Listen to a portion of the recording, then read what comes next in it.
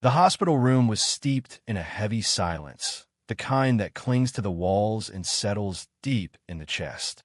Machines hummed quietly, their beeping a steady reminder that time was slipping away. A slice of late afternoon sunlight filtered through the half-drawn curtains, casting long, soft lines across the linoleum floor. Along the windowsill, flowers crowded together, bouquets sent by colleagues, neighbors, old friends, even distant family members, filling the room with a fragrance that felt almost defiant in the face of death. At the center of it all, by the bedside, sat a man who didn't belong to any of them. His name was David Monroe. His fingers, steady but worn with exhaustion, gently curled around the frail hand of the woman lying motionless in the bed. His thumb traced slow circles over the back of her hand, a silent devotion written in every movement. David's eyes, rimmed with sleeplessness, never strayed toward the others. Not when Elise's brother, Nathan, coughed pointedly by the door. Not when her mother, Lillian, dabbed at her already raw eyes and studiously avoided looking in his direction. David remained where he was, whispering soft words into the stillness, meant only for Elise's wife. "You were so brave," he murmured, voice cracking slightly. "Brave enough to love, even when they didn't understand." Across the room, Elise's family sat in stiff-backed chairs, the kind the nurses wheeled in hastily when they realized visitors would be staying for hours. Lillian wore a navy blue dress and a string of pearls that hadn't been fashionable in decades, her bun pulled so tightly it seemed to hold her face together. Her back was straight, her hands resting on a clutch she held like a shield. She only showed emotion when her gaze accidentally fell on David, and then it was only a flash of disdain before she looked away. Elise's father, Richard, stood by the window, arms crossed, eyes glued to the parking lot, as if he could will a car to drive him away from this moment. A nurse entered quietly, checking the four-line and adjusting the monitor. She offered David a kind smile.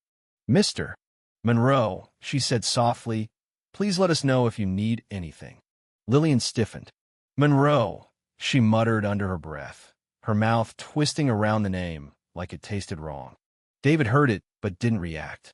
His left hand, adorned with a simple gold wedding band, moved to brush a stray lock of hair from Elise's forehead. He hadn't taken that ring off since the day they had exchanged vows in a courthouse 7 years ago. Elise wore hers too, though few had ever noticed. But today, in the sterile light of the hospital room, the ring caught the sun at just the right angle. Lillian's lips pressed into a thin line at the sight of it. Her hand clutched her purse tighter. They had never asked who Elise spent her holidays with when she declined invitations. Never asked who took the photos when she sent postcards from exotic places. And Elise had never volunteered the truth. She knew better. David had been invisible for years. But now, here he was in plain sight, exactly where Elise wanted him to beat her side in the end, even if they still pretended not to see him. He leaned closer, resting his forehead against hers. "You didn't need their permission," he whispered. "You never did." The heart monitor beeped steadily. The tension in the room grew thick enough to choke. A cousin cleared her throat.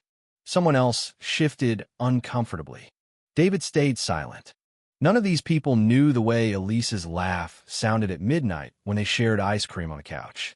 None of them had held her through the gut-wrenching nights when the diagnosis had seemed too much to bear.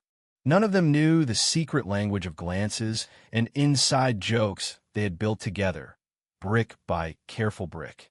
David's love didn't need their recognition.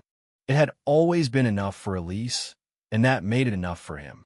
His gaze drifted to the worn leather bag tucked under the hospital bed. A corner of a photo frame peeked out. He reached down, pulling it free gently. Behind the scratched glass was a photo. Elise, sun-kissed and laughing, leaning against his shoulder, the ocean foaming wildly behind them. Their last anniversary trip to the coast, the one place she didn't have to hide. Their wedding day had been small, quiet, an exchange of vows in a courthouse with no family, just two close friends standing witness. Elise had worn a pale lavender dress and a nervous smile. David had worn his one good suit, slightly too tight in the shoulders. No announcements, no fuss, no expectations to manage. Afterward, they had eaten sandwiches on a park bench, too happy to care about appearances. David smiled faintly at the memory. She had slipped her wedding ring into her purse each time she visited her parents. She had made up endless reasons why holidays were too complicated, why vacations were always with friends. David understood. He hadn't resented it. Real love wasn't about being paraded for approval. It was about staying, even when no one was watching. Especially then. He remembered asking her once, "Do you ever wish things were easier?" Elise had curled into his side and whispered, "I just wish they could see you the way I do." David had kissed the top of her head, knowing that wish would never come true. The murmurs in the room buzzed like static, barely above a whisper. An aunt leaned in close to her daughter and said, "Poor man. Probably just a friend from work." David heard it. He always heard it. He said nothing. His love didn't need an audience. He turned the photo over, tracing her smile with his thumb. The door opened again. Lillian stepped in, a young priest trailing behind her, murmuring about blessings and sacraments. Her eyes narrowed when she saw David still at Elise's side. "This is a family moment," she said sharply. "He can wait outside." Before David could reply, a voice from the doorway stopped the confrontation. "He stays," the nurse said firmly, stepping into the room. "Mrs. Monroe asked for him to be here." "He's not family," Lillian snapped. The nurse didn't blink. "He is. Legally." David reached into his jacket pocket and produced a thin, worn document to Elise advance directive. He opened it carefully, holding it up for all to see. At the bottom, in neat handwriting, was her signature beside the words, "Next of kin, David Monroe, spouse." The priest looked between David and Lillian, clearly uncomfortable. Lillian stared at the paper, her face going slack. Then, slowly, her eyes dropped to Elise's left hand, the wedding band she tried not to notice. David said nothing. He simply folded the document and placed it back in his pocket. When the priest asked if David would like to join in prayer, he nodded. "She believed in grace," David said quietly. "Let's honor that."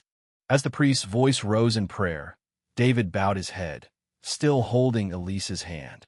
In that moment, he was not invisible, not hidden, not minimized. He was exactly who Elise had declared him to be, with words, with love, and now with the law. Her husband, her family.